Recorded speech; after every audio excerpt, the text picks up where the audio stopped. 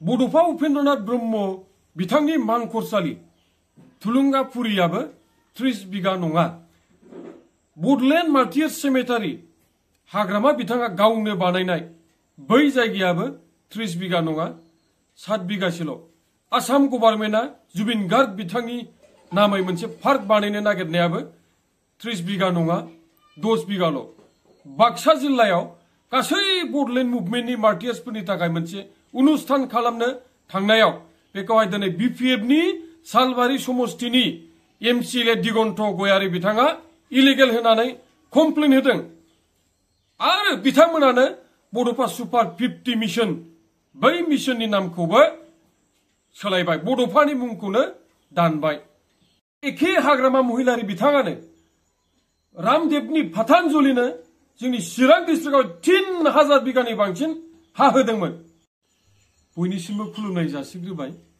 साननैसो सान सिगां क'क्राझारनि सान्दामारि ओनसोलाव गौरां दैसानि साखाथियाव माखासे बे 30 बिगा हाग्रा ओनसोलखौबो एवस्रांनानै जुबिन गार्गनि 53थि जोनोम सानखौ फालिनायजों लोगोसे बिथांनि पार्क बानायो। अके, जेबो बुंनांगौ गैया।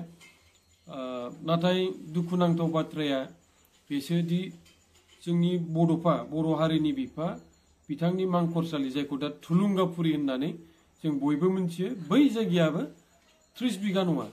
आरो हाग्रामा बिथाङा बै समावहाय मोनसे बडलेण्ड मार्टियार्सफोरनि थाखाय मोनसे सेमेटारि बानायदों आरो मोनसे अनुष्ठान खालामदों। बै अनुष्ठानाबो 30 बिगा नङा, 7 बिगासोल' बे बडलेण्ड इउनिभारसिटिनि खाथियावहाय।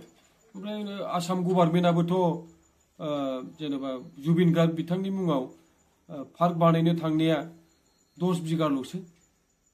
दा खिन्थु जोंनि हाग्रामा महिलारि बिथाङाहाय 30 बिगा होबाय आरो जाय समावहाय जोंनि मार्टियार्सफोरनि थाखायनो एथ'ग्राब हाखौ हगारनाय जायाखैमोन।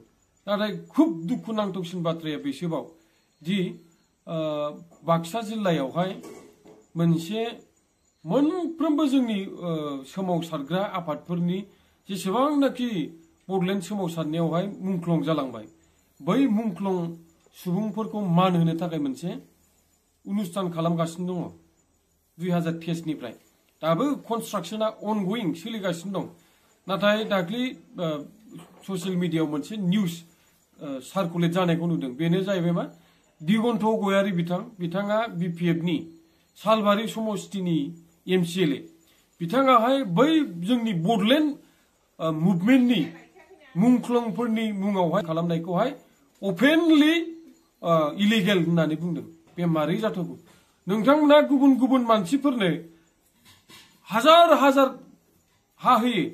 रामदेव बिथांनो पतंजलिनोहाय चिरां डिस्ट्रिक्टआव 3000नि बांसिन हा होबाय। नाथाय जोंनि मुंख्लंफोरनि थाखाय माबा मोनसे अनुष्ठान थांनो नागिरनायावहाय बेखौ होबथाबाय, इलिगेल होननानै बुंबाय। बे सोंखारिथाव रायजो राजा नोंथांमोन, बिराद दुखुनांथाव। आरो जा बड'फा उपेन्द्रनाथ ब्रह्म बिथांनि मुङावहाय बड'फा सुपार 50 मिशन खालामदों। जायफोर एपिएससि होनो गोसो, जायफोर इउपिएससि होनो गोसो, जायफोर इन्जिनियार जानो गोसो, जायफोर डक्टर जानो गोसो, बिथांमोननि थाखाय बड'फा सुपार 50 मिशन खालामदोंमोन। नाथाय मैयाना दाख्लि मोनसे सार्कुलार दिहुनदों। बड'फा सुपार 50 मिशनखौहाय दा रेसिडेन्सियेल फ्रि रेसिडेन्सियेल कचिंसो खालामबाय, बड'फानि मुंखौनो बोख्लायबाय। बेसेबां दुखुनांथाव! बड'फानि मुंखौ मारै बोख्लायनो साहस खालामखो? बे बिराद दुखुनांथाव।